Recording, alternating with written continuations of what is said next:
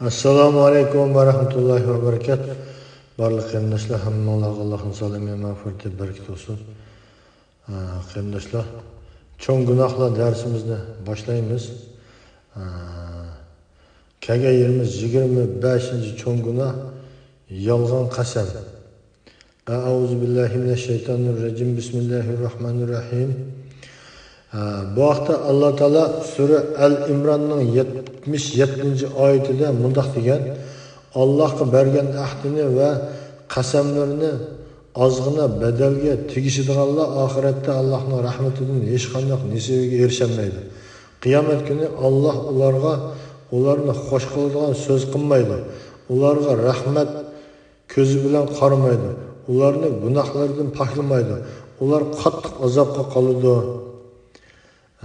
Mana buningda qarindoshlar, Alloh taolo Allohga bergan va'dasidan va qasamlardan yenib olganlar niki qiyomatda Alloh tarafidan hech qanday bir mukofotga erishmaydiganligi, Alloh taolo ularning gunohlarini paklamaydiganligini bayon qilib, yolg'on qasam berishning og'ir gunoh ekanligini bu yerda Alloh taolo o'zining kalomi bo'lgan Qur'oni Karimda bayon qilyapti.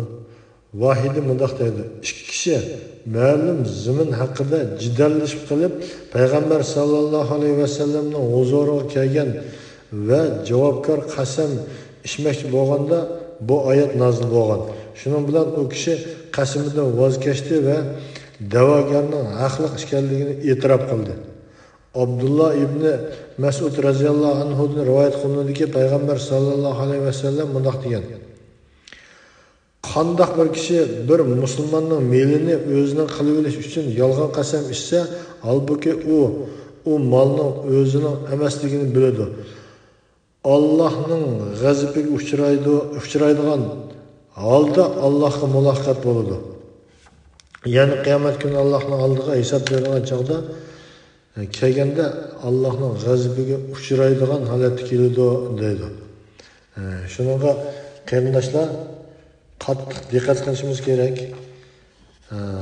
Ash'as mundaq deydi: Allohning nomi bilan qasamki, bu oyat to'g'riliq nozil bo'lgan. Bir Yahudi bilan meni oramda bir zimin bor edi. U mening haqqimni inkor qiladi. Shuning bilan uni payg'ambar sallallohu alayhi vasallamning yoniga ilib bordim. Payg'ambar sallallohu alayhi vasallam menga "Pokiton bormi?" dedi. Men yo'q dedim. Payg'ambar sallallohu alayhi vasallam Yahudiga qasam ich dedi. Men Allohning payg'ambari undaqda u qasam ichib melimni ilib oladi dedim. İmam Buxoriy, İmam Muslim, İmam Tirmizi, Abu Davud, İmam Ahmadlar rivoyat qilgan. Sahih hadis. Shu chaqda Alloh taolo yuqoridagi oyatni nozil qildi. Abdullah ibn Mas'ud radhiyallohu anhu rivoyat qilinadiki, u payg'ambar sallallohu alayhi vasallamning mundaq deganligini olgan: kimki bir musulmonning melini nohaq ilib olish uchun qasam ichsa, Allohning g'azabiga uchragan holda Allohga muloqot bo'ladi. Birlikka hadis. Abdullah ibn Mas'ud radhiyallohu anhu so'zini davom qilib mundaq deydi: payg'ambar sallallohu alayhi vasallam so'zini tasdiqlab, Alloh taoloning kitobi Qur'on Karimdan buni oyatni bizga o'qib berdi. Allohga bergan ahdini va qasamlarini ozgina badalga tegishadiganlar oxiratda Allohning rahmatidan hech qanday nasibaga erishamaydi. Qiyomat kuni Alloh ularni xush qiladigan so'z qilmaydi. Ularga rahmat ko'zi bilan qaramaydi. Ularni gunohlaridan paklamaydi. Ular qattiq azobga qoladi. Sura Al-Imron 77-oyat. Abu Umama radhiyallohu anhu mundaq deydi: biz payg'ambar sallallohu alayhi vasallamning yonida edik. Payg'ambar sallallohu alayhi vasallam qandoq bir kishi yolg'on qasam bilan bir musulmonning haqqini o'zidan qilib olsa, Alloh uningga do'zaxni vojib, jannatni harom qiladi dedi. Shu chaqda bir kishi: Allohning payg'ambari, agar u arzimas narsa bo'lsa-chi deb so'ragan edi. Payg'ambar sallallohu alayhi vasallam arak, misvaq daraxtdan sundirilgan bir tal shox bo'lsa-mi, shundoq bo'ladi İmam Muslim, İbn Maca, Nasai, Darimi, İmam Ahmed ve İmam Malikler rivayet kılan. Dedi. Nafisa İbni Meysara bu hadisning hükmü nima degan ig'ir ha degan edi. Abu Umama raziyallohu anhu bu Allohning kitobida yo'qmidi dedi ve bunu oyatni o'qidi. Allohga bergan ahdini ve qasamlarni ozg'ini badalga tegishadiganlar oxiratda Allohning rahmatidan hech qanday nasibiga erishmaydi.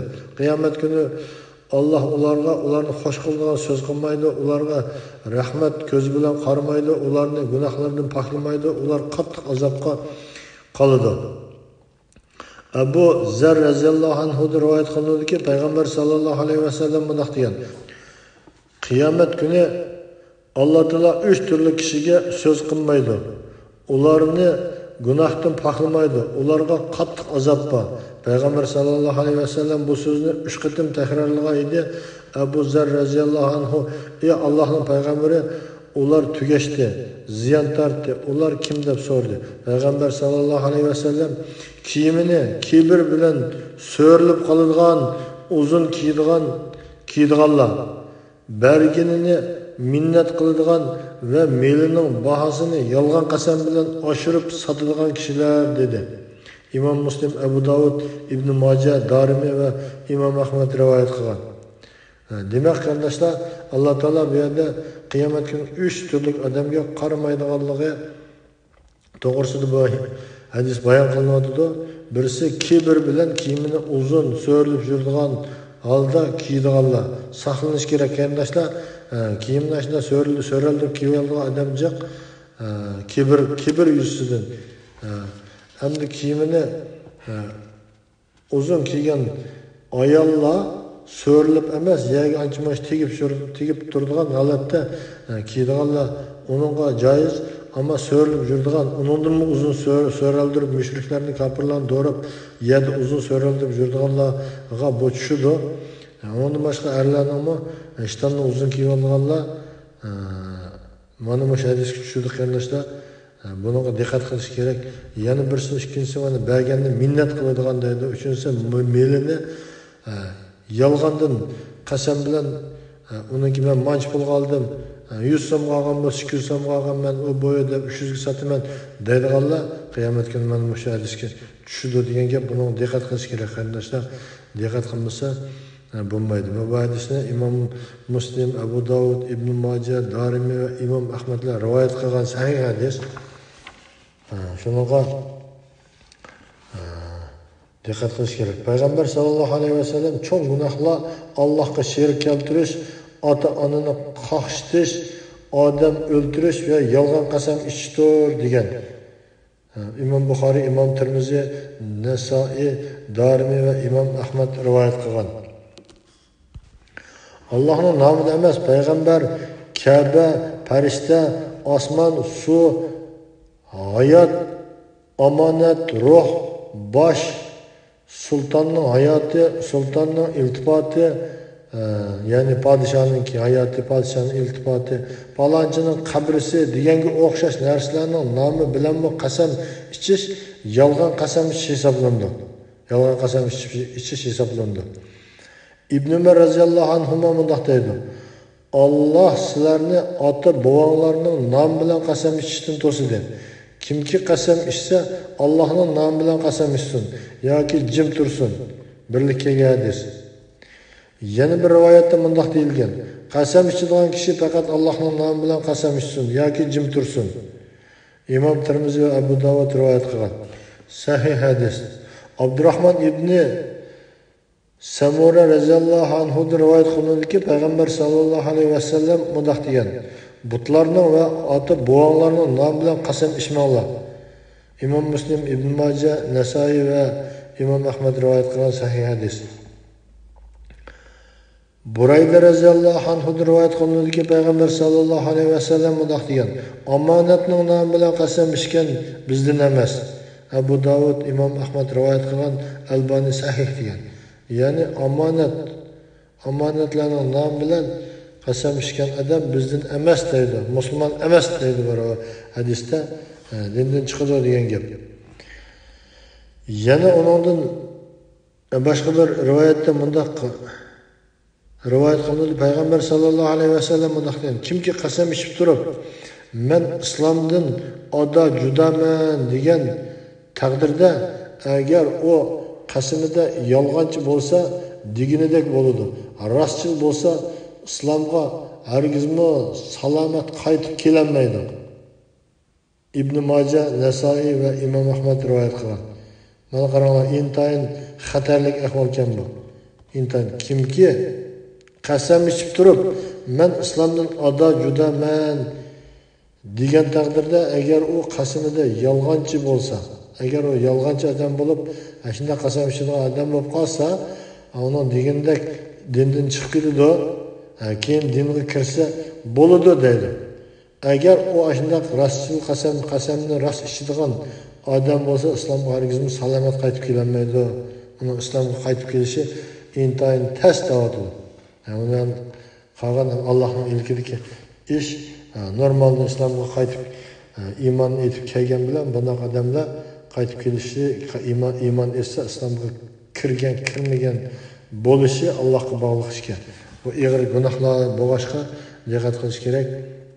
İbn Ömer radhiyallohu anhu bir kishining Ka'baning nomi bilan qasam qilamanki deganligini anglab, Allohdan boshqa narsaning nomi bilan qasam ichamsan, halbuki men payg'ambar sallallohu alayhi vasallamning kimki Allohdan boshqa narsaning nomi bilan qasam ichsa, kofir yoki sherik keltiruvchi bo'ladi deganligini anglagan edim deydi. İmam Tirmizi, Abu Davud, İmam Hakim rivoyat qilgan, Albani sahih degan. Bazı alimler Peygamber sallallahu aleyhi ve sellem'nin kafir yoki sherik keltirguchi bo'ladi degan so'zini tushuntirib mundaq deydi. Qo'rqitish ma'nosida kelgan bu xuddi Peygamber sallallahu aleyhi ve sellem'nin riyo sherikdir degan so'ziga o'xshash deydi. Tabarani rivoyat qilgan hadis. Peygamber sallallahu aleyhi ve sellem mundaq degan: kimki qasam ichib, qasamida Lat va Uzza butlarning ismlari, mushlarning nomi bilan qasamki degan bo'lsa, la ilaha illalloh desin. Birlik kelgan hadis. Agar ashta butlarning nomi bilan qasam ichgan bo'lsa, darhol la ilaha illalloh deb shahodat keltirib, boshqadan iymon etsin demoqchi. Sahaba kiramlar musulmon bo'lishdan ilgari bu butlarning nomi bilan qasam ishlatdi. Ularning tillari odatlanib qolganligi uchun ba'zida bu butlarning nomi bilan qasam ichib solgan bo'lishi mumkin. Shunga payg'ambar sallallohu alayhi vasallam ularning tillari yugurib solgan narsaga kafforat bo'lishi uchun ularni la ilaha illalloh deyishga, ya'ni kalima tavhidni aytishga amr qilgan. Allohdan barliq qarindoshlarga tavba tilaymiz. Alloh taolo barliq qarindoshlarni mag'firat qilsin. Günahlardan Allah taolo gunohlarni kechirib bersin. Cho'ng gunohlarni minishtirib tursin inshaalloh.